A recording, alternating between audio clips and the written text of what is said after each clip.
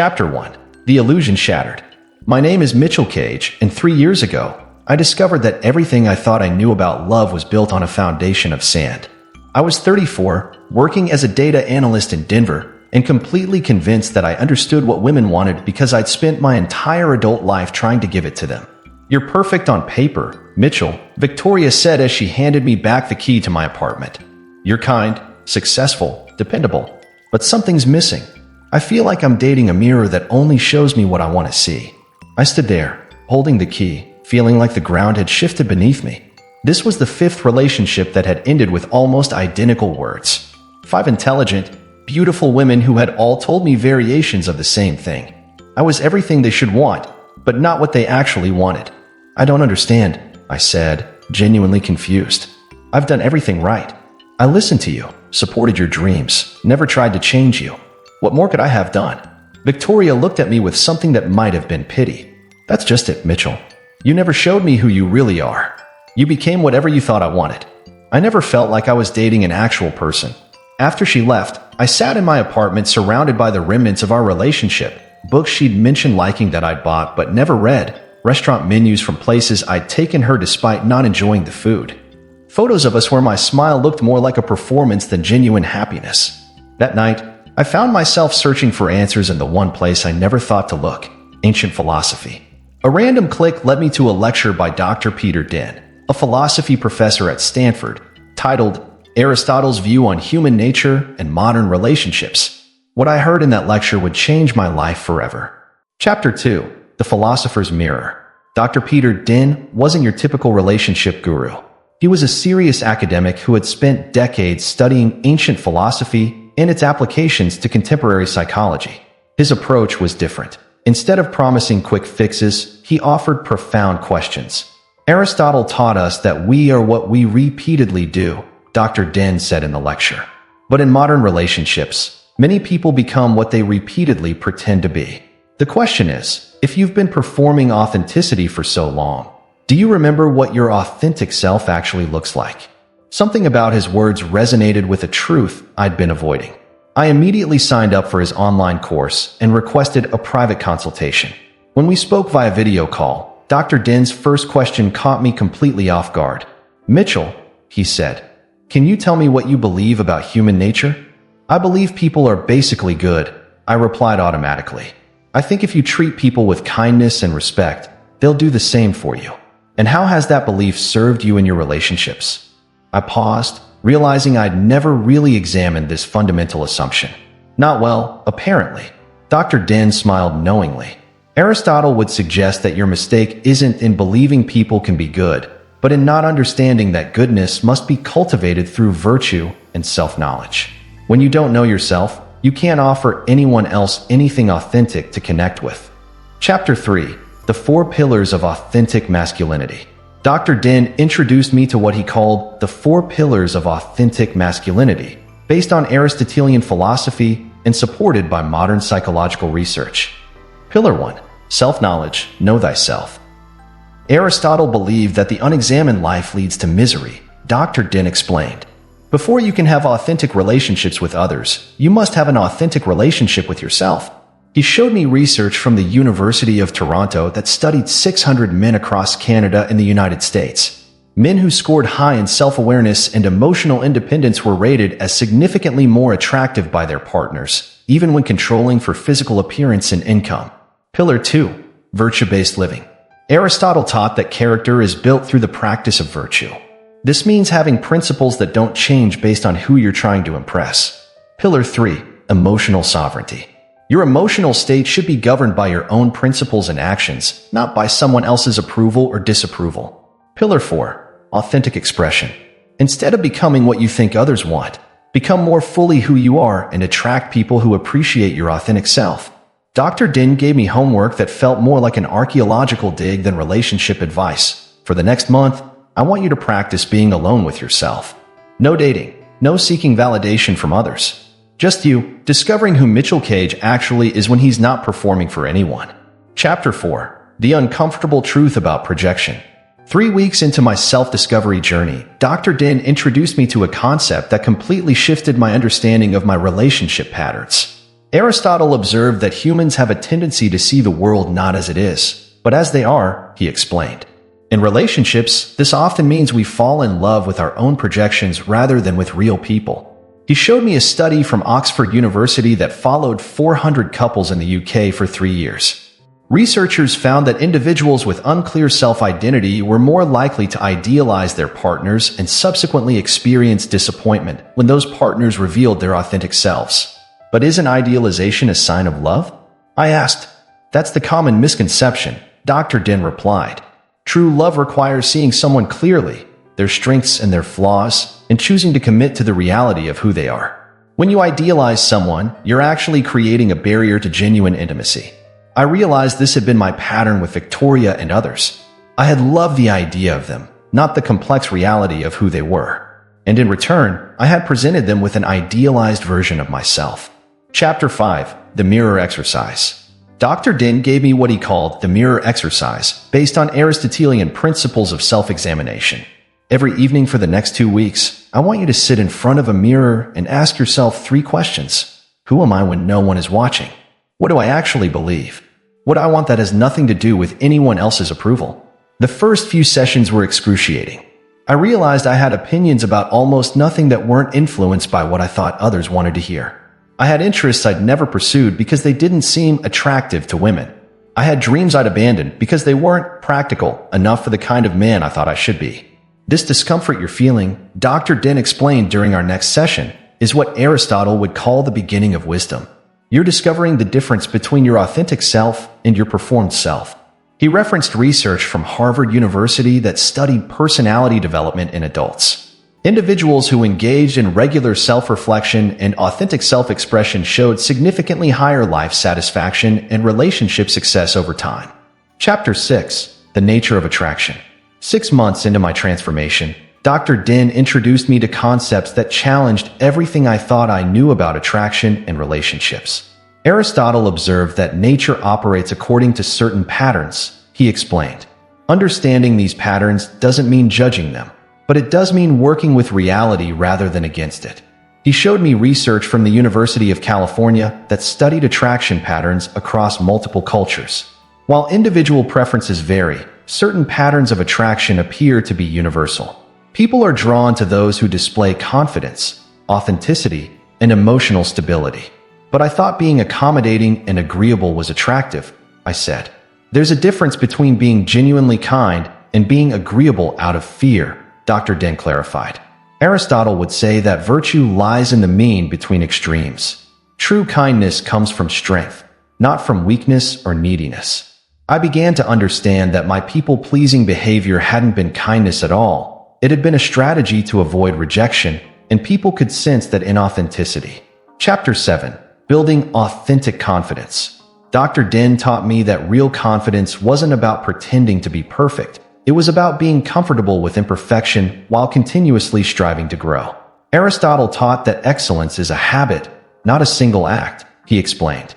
Build your confidence through consistent action aligned with your values, not through seeking validation from others.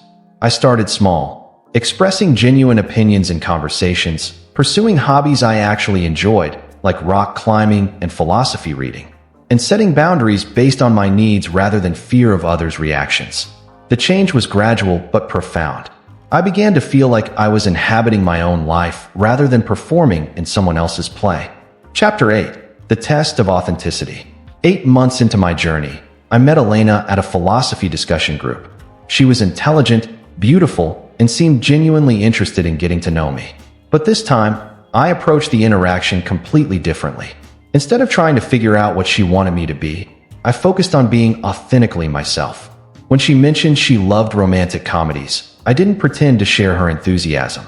Instead, I said, I'm more into psychological thrillers, but I'd be curious to hear what you find compelling about rom-coms. When she suggested we go to an expensive restaurant for our first date, I proposed a hiking trail I enjoyed instead. I'd rather do something where we can actually talk and get to know each other, I explained. To my surprise, she seemed more interested, not less. Chapter 9. The Philosophy of Genuine Connection. Dr. Den helped me understand what was happening in my relationship with Elena through Aristotelian concepts. Aristotle taught that friendship, and by extension, romantic love, is based on mutual respect and admiration for each other's character, he explained.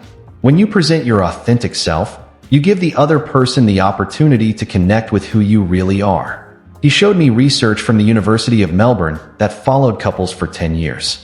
Relationships based on authentic self-expression and mutual respect showed significantly higher satisfaction and lower divorce rates than relationships based on idealization or accommodation. Elena and I continued dating, but our dynamic was fundamentally different from my previous relationships. I didn't lose myself trying to please her, and she didn't seem to expect me to. We disagreed on things, challenged each other's ideas, and maintained our individual interests while building something together. Chapter 10: The Shadow Side of Idealization. As my relationship with Elena deepened, Dr. Den introduced me to a darker aspect of romantic idealization that I needed to understand. When you idealize someone, he explained, you're not just doing them a disservice, you're also setting them up to fail. No real person can live up to an idealized image, and when they inevitably fall short, you feel betrayed even though they never asked to be put on that pedestal. He referenced studies from universities across Australia and New Zealand showing that idealization in relationships often led to disappointment, resentment, and eventual breakup. Aristotle would say that justice requires seeing people as they are, not as we wish them to be, Dr. Den continued. This applies to romantic partners as much as anyone else. I realized that my previous relationships hadn't failed because the women were deceptive or manipulative, but because I had created impossible standards for them to meet while simultaneously presenting them with a false version of myself. Chapter 11: The Integration Challenge. 1 year into my transformation, Elena and I faced our first major conflict. She wanted to spend more time together, while I wanted to maintain my individual pursuits and friendships. In the past, I would have immediately accommodated her wishes out of fear of losing her. Instead, I applied Aristotelian principles to the situation. I care about you and our relationship, I told her, but I also believe that maintaining our individual identities makes our time together more valuable. How can we find a balance that honors both of our needs? She was initially resistant, but as we talked it through, she began to understand my perspective. More importantly, she began to respect that I had a perspective, something that had been missing in my previous relationships. I've never dated someone who actually had strong opinions about things, she told me later. It's challenging, but also refreshing. I feel like I'm getting to know a real person, not just someone who agrees with everything I say. Chapter 12: The Teaching Moment. Dr. Den invited me to co-facilitate workshops for other men struggling with similar patterns. I met David, a 31-year-old engineer from Vancouver who was exactly where I'd been 2 years earlier. I don't understand why women keep leaving me, David said during our first group session. I give them everything they want. I'm the perfect boyfriend. I recognized myself in his confusion. The problem isn't that you're giving them what they want, I told him. It's that you're not giving them access to who you actually are. People can't love what they can't see. Over the following months, I watched David undergo a similar transformation. He began expressing his authentic opinions, pursuing his genuine interests, and setting boundaries based on his values rather than fear. The result was remarkable. Not only did his confidence improve, but the quality of his relationships, romantic and otherwise, began to change dramatically. Chapter 13: The Philosophical Foundation. 2 years into my journey, I had a profound realization about the nature of authentic relationships.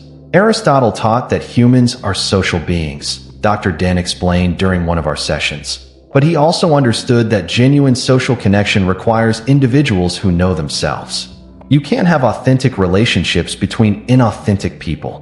He showed me longitudinal research from Harvard that followed individuals for 20 years. People who maintained strong individual identities while building intimate relationships reported the highest levels of life satisfaction and the lowest rates of depression and anxiety. Elena and I got engaged, but our relationship was built on a completely different foundation than any I'd experienced before. We were two complete individuals choosing to share our lives, rather than two halves trying to become whole through each other. Chapter 14: The Ripple Effect. My transformation affected every relationship in my life. My friendships deepened because I was no longer the guy who always agreed with everyone. My professional relationships improved because I brought authentic opinions and genuine leadership to my work.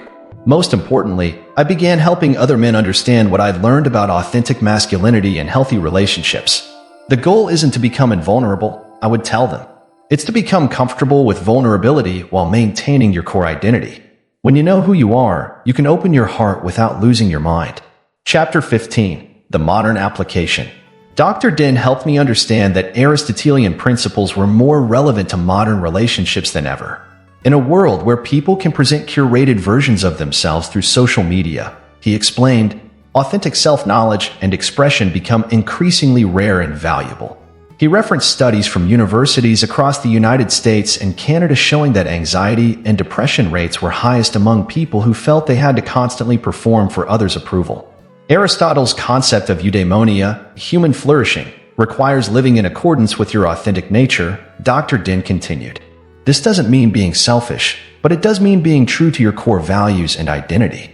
Chapter 16. The Teacher's Journey. 3 years after my transformation began, I started my own practice helping men build authentic confidence and healthy relationships. My approach was based on the Aristotelian principles Dr. Din had taught me, combined with modern psychological research. The path to authentic relationships begins with an authentic relationship with yourself, I would tell my clients. You can't give what you don't have, and you can't love others authentically if you don't know who you are. Jake, a 28-year-old from Melbourne, recently wrote to me. I spent years trying to be the perfect boyfriend and wondering why no one stayed. When I finally learned to be myself, flaws and all, I attracted someone who loves me for who I actually am, not who I pretend to be. Chapter 17. The Continuing Evolution. The journey of self-knowledge never ends. Even now, married to Elena and helping others through my practice, I continue to examine my motivations, question my assumptions, and strive to align my actions with my deepest values. Aristotle taught that excellence is not an act but a habit. Dr. Din reminded me during a recent conversation. The work of becoming an authentic person is ongoing. Elena and I continue to grow both individually and together. We challenge each other, support each other's dreams, and maintain our individual identities while building something beautiful together. Chapter 18. The Philosophical Legacy. The most profound realization from my journey is that authentic love, whether romantic, familial, or friendship, requires courage. The courage to be yourself, the courage to see others clearly, and the courage to build relationships based on reality rather than fantasy. Aristotle understood that virtue requires practice, I tell my clients. Being authentic in relationships isn't something you achieve once, it's something you practice every day. The men I work with often resist this message initially. They want quick fixes and guaranteed techniques. But those who commit to the deeper work of self-knowledge and authentic expression invariably find that their relationships and their lives transform in ways they never expected. Epilogue. The Mirror's Truth. If Aristotle were alive today, I believe he would tell modern men what he told the citizens of ancient Athens. Know thyself.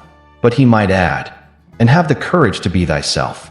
The journey from performance to authenticity isn't easy, but it's the only path to genuine connection and lasting happiness. When you know who you are, what you believe, and what you stand for, you stop seeking validation from others and start attracting people who appreciate your authentic self. The women who told me I was perfect on paper weren't being cruel. They were showing me that I wasn't being real. They sensed that I was performing rather than being, and performance, no matter how skilled, can never create genuine attraction or lasting love. Today, when I look in Elena's eyes, I see something I never saw in my previous relationships: recognition. Not of the man I thought she wanted me to be, but of the man I actually am. That recognition is built on truth, not fantasy, and it creates a foundation strong enough to support a lifetime of growth together. The mirror of authentic relationship doesn't always show us what we want to see, but it always shows us what we need to see. And in that reflection, we find not just love, but ourselves. Aristotle was right. We are what we repeatedly do. The question is whether we choose to repeatedly perform or repeatedly practice being authentic. The choice we make determines not just the quality of our relationships, but the quality of our lives. In the end, the shocking truth isn't about women or men. It's about human nature itself. We are all capable of both authenticity and performance, of both genuine connection and manipulation. The difference lies in our willingness to do the difficult work of self-examination and the courage to show up as who we really are. That courage, according to Aristotle, is what separates human flourishing from mere survival. And in my experience, it's what separates real love from its countless imitations. The authentic self is not something you find. It's something you create through the daily practice of honest self-examination and courageous self-expression.